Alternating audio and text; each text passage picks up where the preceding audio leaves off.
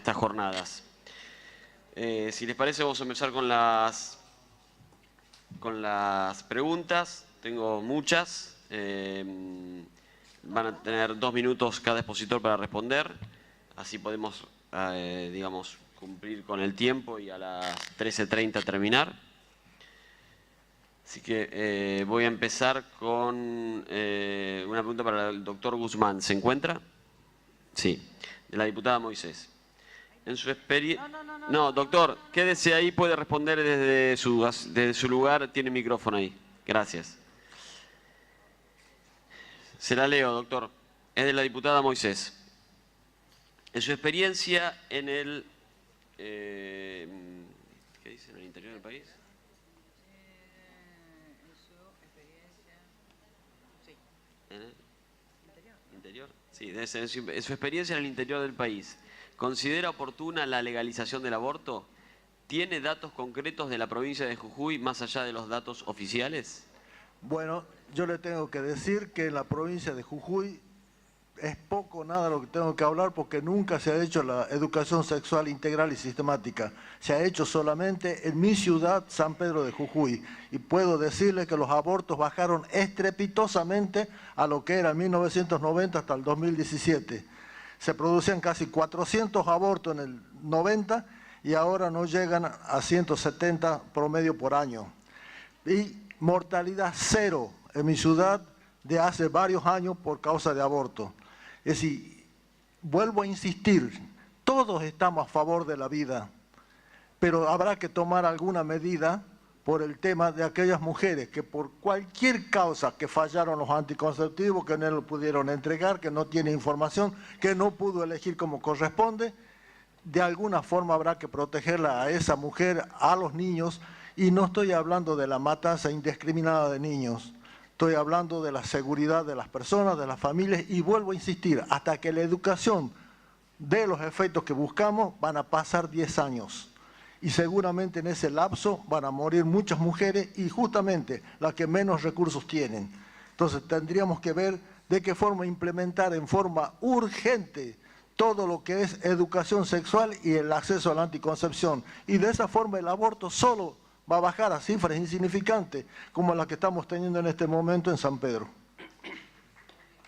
Gracias, doctor.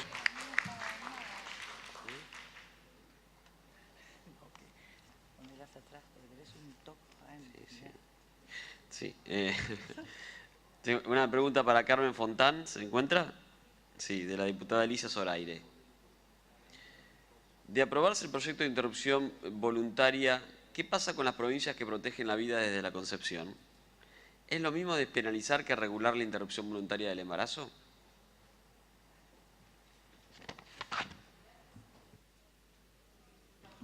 Gracias por la pregunta que me permite explayarme en 2 aspectos. No es lo mismo despenalizar que legalizar el aborto. Perfectamente podría haberse derogado el artículo 88 del Código Penal que incrimina a la mujer y perfectamente hubiera quedado desincriminalizado y eso es una facultad que tiene absolutamente el Congreso. Distinto es legalizar el aborto que a mi modo de ver, y esto lo comparto con el doctor Martín que me precedió en el uso de la palabra, al estar regulado como un derecho al aborto que no está contemplado ni en ninguna constitución ni en ningún instrumento internacional. El aborto así no está contemplado, ni siquiera, y acá hablaron de Baby Boy, y voy a hacer una aclaración. Ahí no se interpretó el artículo 4 en realidad, porque la que era parte era Estados Unidos, y Estados Unidos no es signatario del Pacto de San José de Costa Rica. O sea que mal podría haberse interpretado el Pacto Internacional, el Convenio sobre Derechos Humanos, porque ellos no son parte y ellos solo como miembro de la OEA lo que se interpretó fue la Declaración Universal de los Derechos y del Hombre. Así que imposible haber extraído ese concepto. Y por último, yo considero que las 13 provincias que tienen consagrado el derecho a la vida desde la concepción, en la que nos incluimos los tucumanos que tenemos 3 disposiciones, el preámbulo y 2 más, y que se reservan el derecho a la jurisdicción en materia de salud, la Corte ha dicho salud y vida van de la mano, yo entiendo perfectamente que aún en el caso de desincriminación del aborto, el aborto sigue constituyendo un acto antijurídico y en consecuencia las provincias perfectamente pueden abstenerse porque el bloque de convencionalidad se aviene más con las normas constitucionales que protegen el derecho a la vida que con esta ley de interrupción voluntaria del embarazo.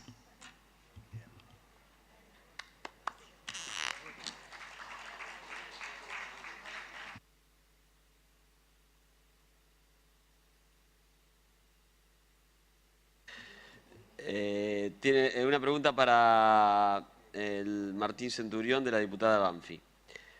Usted dijo que el derecho internacional de los derechos humanos son efectivamente un obstáculo para otorgar un derecho al aborto libre e irrestricto. ¿Por qué entonces el derecho internacional no ha condenado a los países que han legalizado el aborto en los últimos 10 años, incluso países signatarios de pactos internacionales de derechos humanos? Perdón, estaba pendiente de que no podía prender el micrófono. No sé si me podría repetir, presidente. Disculpe. Es de la diputada Banfi la pregunta. Usted dijo que el derecho internacional de los derechos humanos son efectivamente un obstáculo para otorgar un derecho al aborto libre e irrestricto. ¿Por qué entonces el derecho internacional no ha condenado a los países que han legalizado el aborto en los últimos 10 años, incluso países signatarios de pactos internacionales de derechos humanos? En primer lugar voy a aclarar que no dije que es efectivamente un obstáculo. Dije que no es cierto que no sean un obstáculo, no es lo mismo. En segundo lugar, bueno, hay que analizar cada caso en particular. El mismo caso Baby Boy también, cada caso tiene sus particularidades. Lo que estoy hablando yo en particular es de que no admitiría lo que se está planteando en el proyecto de ley, que es un derecho a abortar de manera libre e irrestricta. No sé si si responde la pregunta. Gracias, doctor. Pregunta para Demian Zayat. ¿Se encuentra Demian? Sí, ahí lo veo. Usted es consciente, de la diputada Carmen Polledo.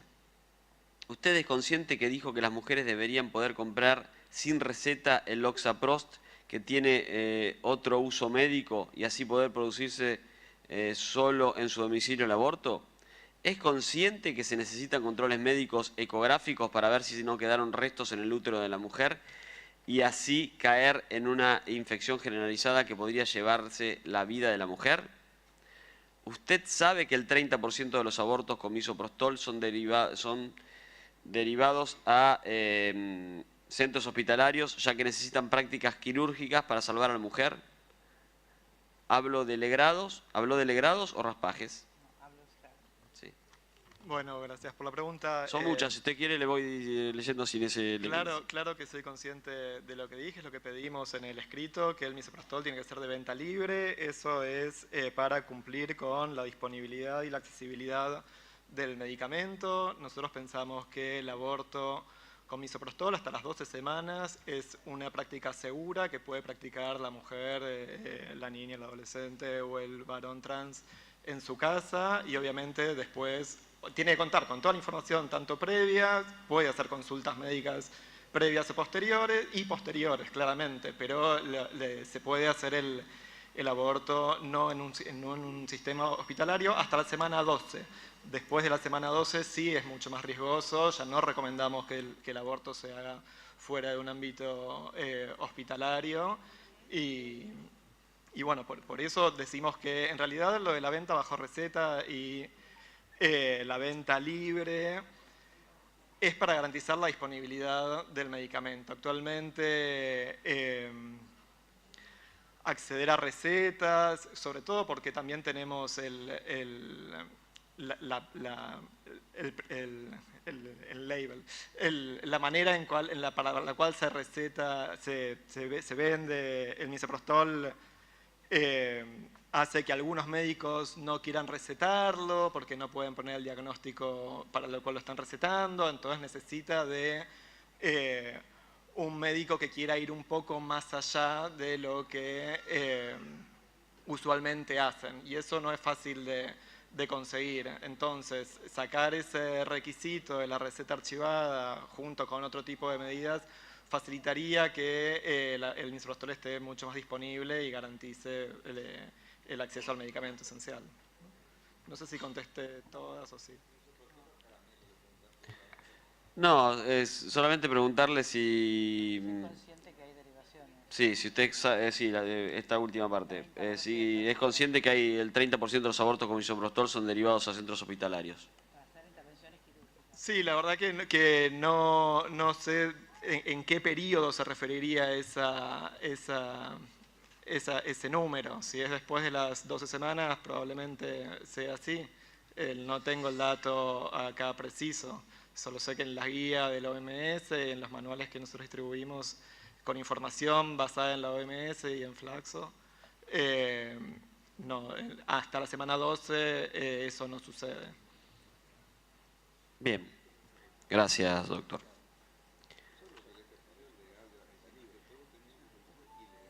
De todas maneras, seguramente que los obstáculos en las recetas se resolverían de acuerdo a la regulación que se pueda aprobar o no posteriores, ¿no? Sí. Bueno, pregunta para la doctora Ferrer, ¿se encuentra? ¿Sí está, doctora? Sí, doctor. Ah, doctor, perdón, no sé por qué tengo No, doctor. está todo bien. Discúlpeme. No hay problema. De la diputada Donda. ¿Cómo resolvería usted como juez en los casos de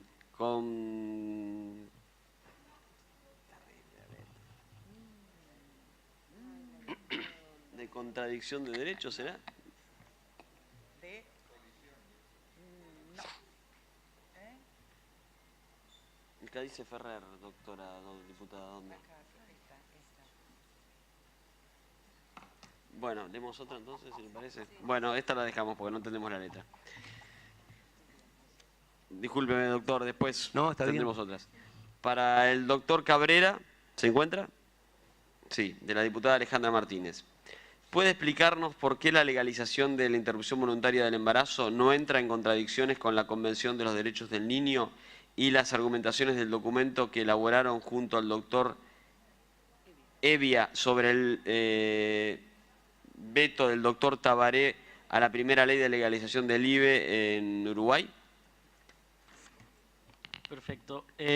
Muchas gracias y aprovecho para conectar, y sé que no está en la pregunta, con el argumento que se sigue repitiendo del artículo 4.1 de la Convención Americana.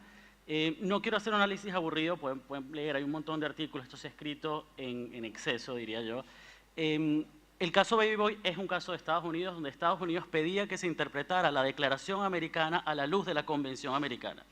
En esa decisión, la Comisión Interamericana dice que el artículo 4.1 en sí mismo no impone ninguna restricción directa para los países.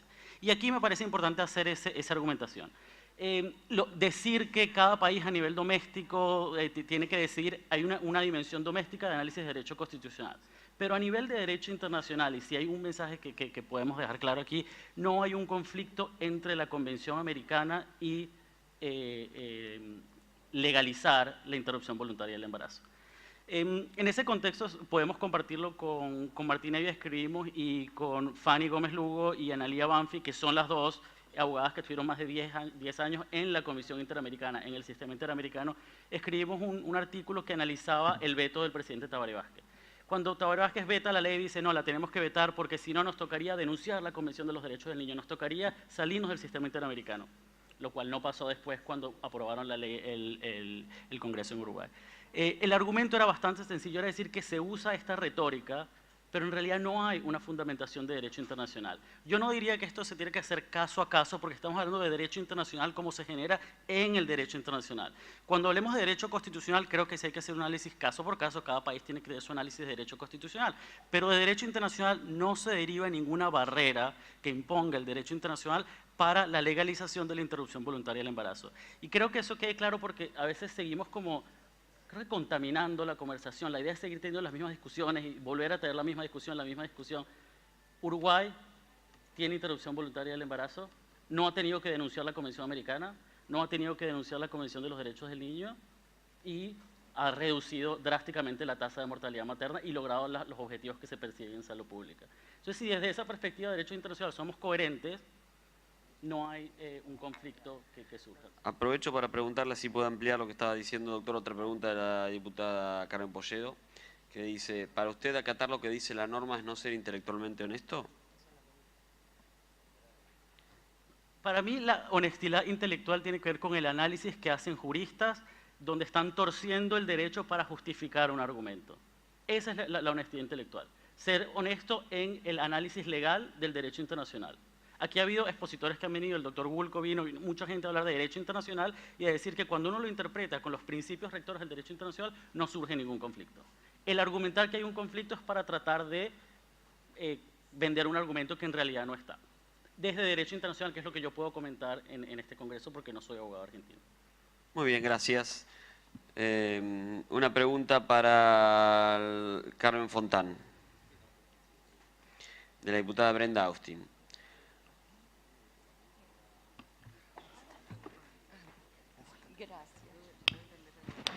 Ahí la leo, estoy esperando que se acomode la expositora. Usted mencionó los tratados de... son dos preguntas. La primera, en el cierre de su intervención, usted quiso decir que independientemente de lo que sancione este Congreso, en el marco de las facultades que le confiere el artículo 75 de la Constitución Nacional, Tucumán no lo acataría. ¿No cree que eso violenta la distribución de competencias de nuestra República Federal? Le leo esa primero, responda por favor, y después le leo la siguiente porque creo que es importante que responda a esta pregunta. Una cuestión mínimamente previa porque he sido aludida cuando habló de Baby Boy.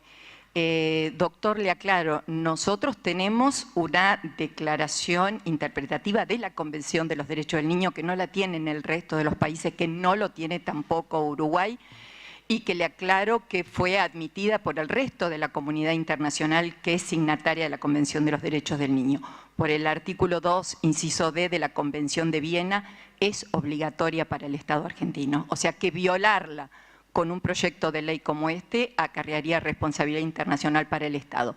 Y le contesto muy brevemente, son 13 las provincias que admiten el derecho a la vida desde la concepción, o sea, hay 13 estados en la Argentina que lo reconocen desde la concepción y no significa de ninguna manera no acatar el orden federal. El orden federal supone 3 órdenes de relaciones: subordinación, coordinación y participación. En ejercicio de poder de policía que abarca el derecho a la salud es una de las competencias coordinadas del Estado federal y que a las provincias, en virtud del artículo 121, retienen como propio porque no lo han delegado. En consecuencia, ya tenemos jurisprudencia a nivel de la provincia de Córdoba, en que fueron declarada inconstitucional la resolución del ministerio que aplicaba la doctrina de Fall, y se avino más el bloque de constitucionalidad provincial con el bloque de convencionalidad federal que lo que es este proyecto de ley, que realmente al aplicar este derecho al aborto, digamos, entre comillas, no puede existir en nuestro sistema constitucional la posibilidad de que si no hay un estado verdadero de necesidad, uno de los derechos se aniquile. La idea es que los dos derechos deben protegerse y nunca puede ser uno aniquilado si no existe verdadero estado de necesidad. Gracias, doctora. Le pido que la jurisprudencia que hizo alusión de la ciudad de provincia de Córdoba la acerque, porque no creo que es de Córdoba. Porque más allá del tema en discusión, digamos, que estamos debatiendo, es una preocupación que una provincia argentina pueda no acatar una legislación que se sancione este Congreso, independientemente del tema que estemos sancionando. Así que le pido, por favor, se que la nos voy a acerque alcanzar, esa es de la Cámara Tercera de la provincia, de la Cámara Civil de la provincia de Córdoba, y no desacató.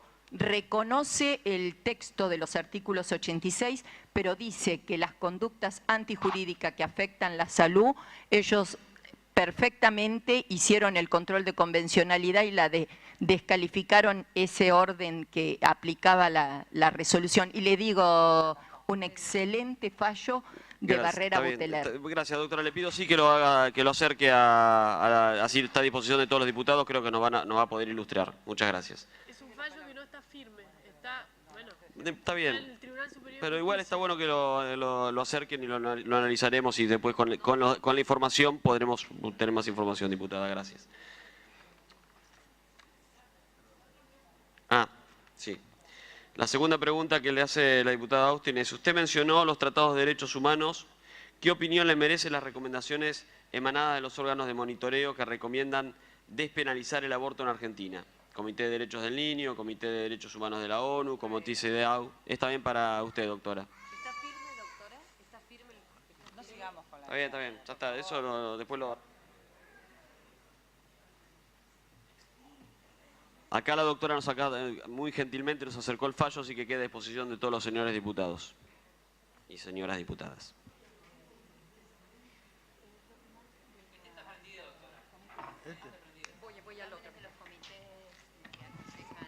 Hola, hago una aclaración principal. La mayoría de las recomendaciones que han venido, sea del Comité de los Derechos del Niño, del Comité de Derechos Humanos, que son recomendaciones, sirven como guía, pero no son obligatorias de ninguna manera, también han puntualizado que no estamos adoptando políticas sistemáticas para ayudar a la mujer y al niño, que son la prioridad. Y dijo la OC 23 de la Corte Interamericana, el Estado debe adoptar todas las disposiciones para evitar que esté amenazado el derecho a la vida. Ese es el problema, señores. Tenemos que tomar responsabilidades y políticas públicas para proteger a la mujer y al niño por nacer. La solución nunca puede ser matar a un ser humano. Gracias, doctora. Una pregunta... Ay, no tengo la expositora. ¿Está la diputada Martina Villada? Sí. ¿Para quién es la pregunta, diputada Leonor? Mientras voy leyendo una de para Susana Jasper de... ¿Se encuentra Susana? Sí. Sí, de la diputada Cornelia Smith-Lierman. El aborto iguala. En principio está comillado, seguramente habrá sido una frase que usted puso. ¿Me puede explicar cómo sería la ecuación de igualdad ante un niño que mereció la vida y uno que no tuvo esa suerte? Me estoy refiriendo en esa frase que en la situación actual la que muere es la mujer. Al despenalizar evitamos la muerte de mujeres. En ese sentido hablé. Gracias. Una pregunta para el doctor Rizzi. ¿Se encuentra el doctor? ¿Sí? ¿Lo tenemos? ¿Está el doctor Rizzi? Ah, ahí está. Doctor, es una pregunta de la diputada Victoria Donda. ¿Cuánto tiempo transcurre desde la concepción hasta que se inicia la sinapsis nerviosa? ¿Puede aclarar qué es la sinapsis nerviosa? En el caso de un trasplante de corazón, ¿este órgano late?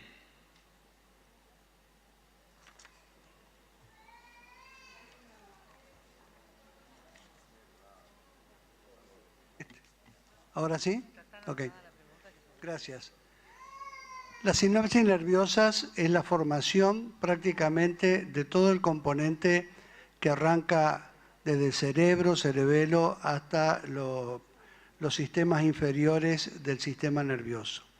Hay teorías, investigaciones, sobre todo de un teólogo y biólogo de apellido Sanz, en Bélgica, que dice que las sinapsis nerviosas recién se constituyen en la 12ª semana. Entonces, él establece una comparación con los trasplantes. ¿Cuándo deciden los médicos sacar un órgano de alguien que está a punto de morir? ¿Cuándo desaparecen las sinapsis nerviosas? Cuando el electroencefalograma se pone plano. Puede ser que el corazón siga latiendo, pero con el electroencefalograma plano se produce la ablación del órgano para ser trasplantado. No sé si había otra pregunta, no me acuerdo. No, en el caso de un trasplante de corazón, ¿este órgano late? No sé si eso quedó respondido.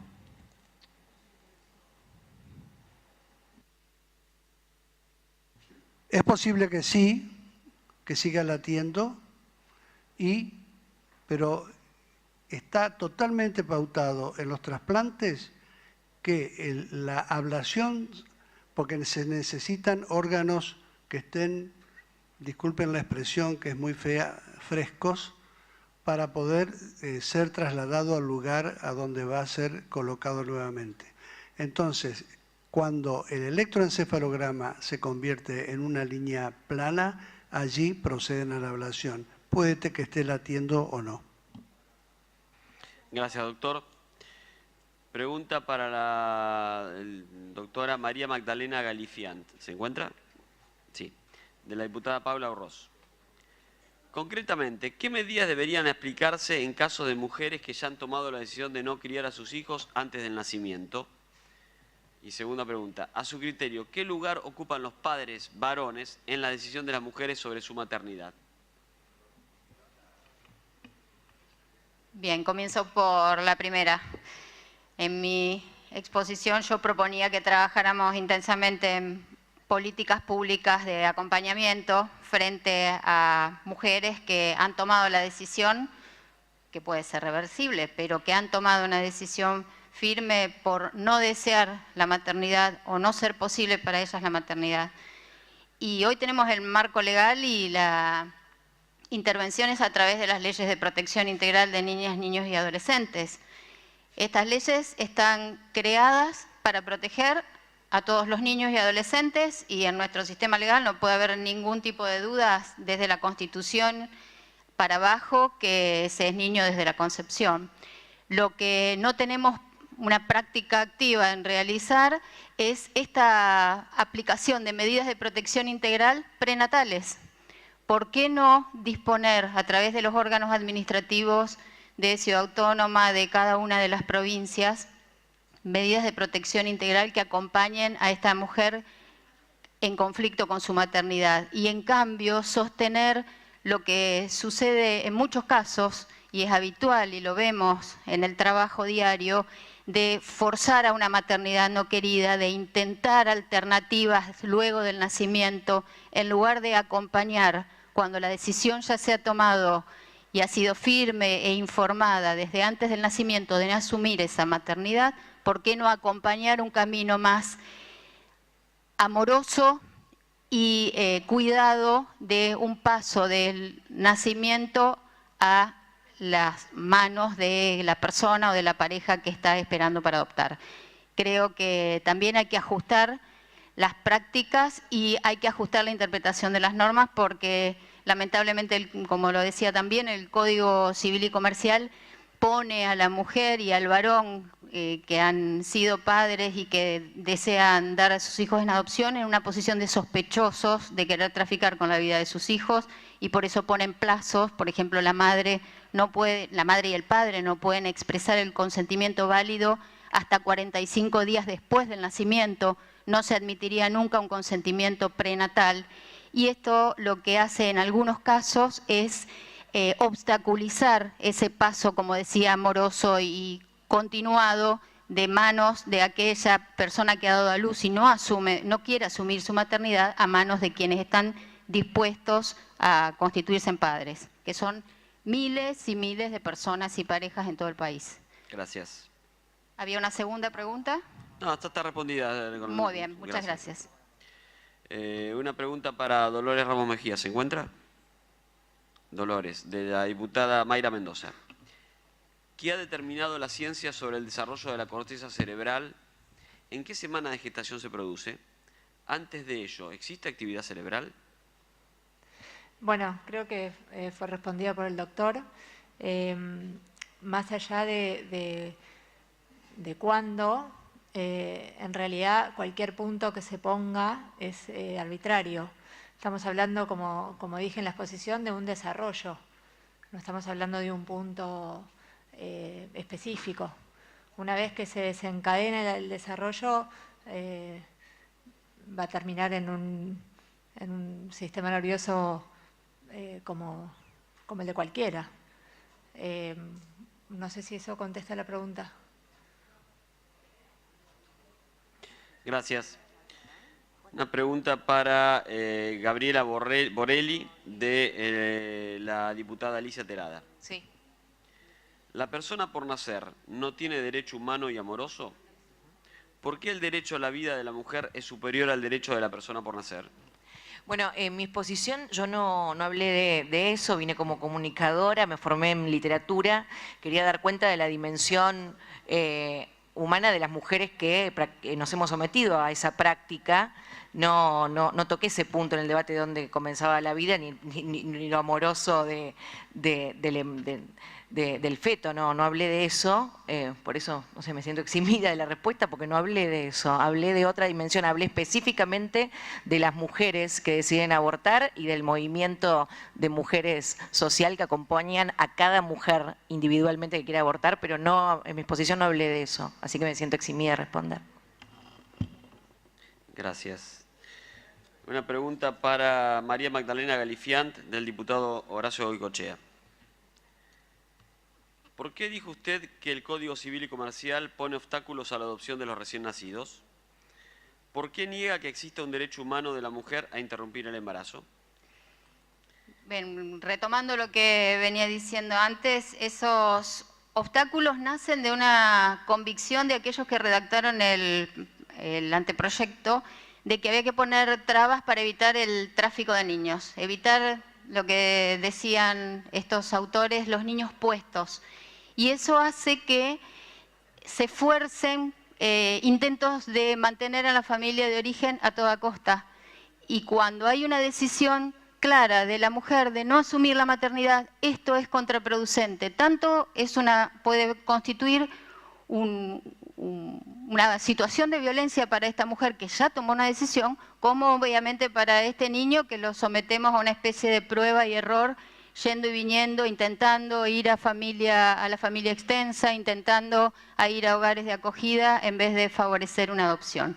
Lo mismo que la prohibición lisa y llana de esas entregas directas vistas también sospechosamente como una posible situación de tráfico de niños, que en la mayoría de los casos no es así. Por supuesto que el control y el acompañamiento del Estado tiene que estar presente para evitar que el tráfico de niños se dé.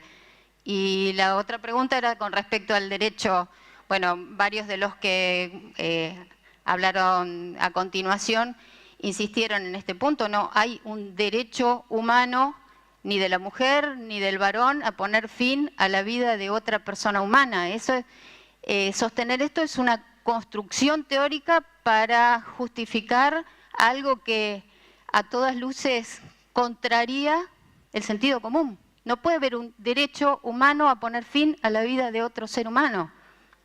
Hay un derecho, en todo caso, a no ser forzada a mantener una maternidad que no se desea, pero eso no se soluciona con poner fin a la vida del que va a nacer, sino acompañar a la persona que está en conflicto con su maternidad hasta que ese nacimiento se produzca. Muy bien, Gracias. muchas gracias. Una pregunta para Estela Mari Sandín, ¿se encuentra? ¿Está? No, no está. Una pregunta para Fabiana Liau, ¿se encuentra? ¿Fabiana? Sí, de la diputada Mayra Mendoza. ¿Usted considera que una mujer que decide interrumpir su embarazo es una mujer irresponsable y no está en su sano juicio? Usted tiene una gran reverencia por la vida. ¿Qué actitud tiene frente a la muerte de mujeres en abortos clandestinos? La actitud es de compasión y obviamente no, es algo que deseo erradicar tanto como todos en esta sala. Lo que pienso es lo que se estuvo diciendo, que a través de cambios en las políticas de acompañamiento y de educación de todos, pero con un foco en las personas que están en esa situación de embarazo no deseado, se puede derivar en una adopción aceptable para todos, para todas las partes. Y algo que parece de cuentos, legislar de tal manera que se pueda llevar a la realidad beneficiando a todos. Y cuando me refiero a la irresponsabilidad, me refiero a los casos de las personas que tienen dominio propio. Todos tenemos la libertad de decidir y albedrío. Obviamente, si las personas están afectadas por adicciones o situaciones críticas, muchas veces van a necesitar quizás pasar y ser incluidas en las excepciones, pero esto tendría que ser incluido en los casos que yo dije, ¿no? La salud de la madre, hay muchos aspectos que incluyen la salud cuando está en juego, ¿no? No sé si... Muchas gracias. Bueno, teniendo en cuenta la hora, voy a leer 2 preguntas más y después le pido disculpas a algunas preguntas que quedaron pendientes, pero después tenemos que hacer el break para poder volver a la tarde. Para Laura María Vargas Roy, ¿se encuentra Laura? ¿Está? Sí. De la diputada Leonor Martínez Villada. ¿Se puede hablar de individuo antes de las 14 semanas? ¿Qué pasa con los gemelos monocigóticos o siameses? El rojo.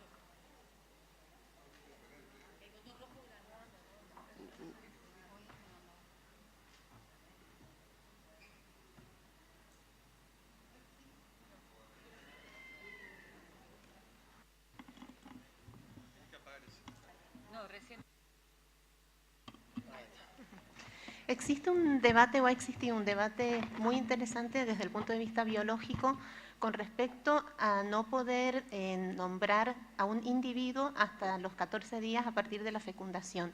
Pero ese debate, gracias a la genética, la epigenética, a la biología molecular, ha sido superado.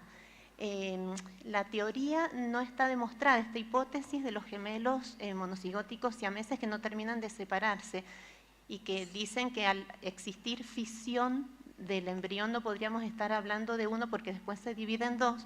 Esa es una hipótesis que ya está superada. Hay libros escritos por doctores en biología demostrando que es muy complejo desde el punto de vista molecular, pero cuando estamos viendo en realidad, en algunas circunstancias, un embrión de 2 blastómeras, en realidad estamos hablando de 2 cigotos, es decir, que desde el primer momento molecularmente ya hay 2 seres humanos, por eso podemos hablar de 2 individuos, y la respuesta molecular depende de la cantidad de calcio que tiene el citoplasma del ovocito y del momento en que se produjo esa primera división mitótica. Excede, por supuesto, este ámbito toda la explicación molecular, pero existe muchísima información para poder asegurar que hablamos de un individuo, inclusive cuando estamos hablando de gemelos monocigóticos siameses.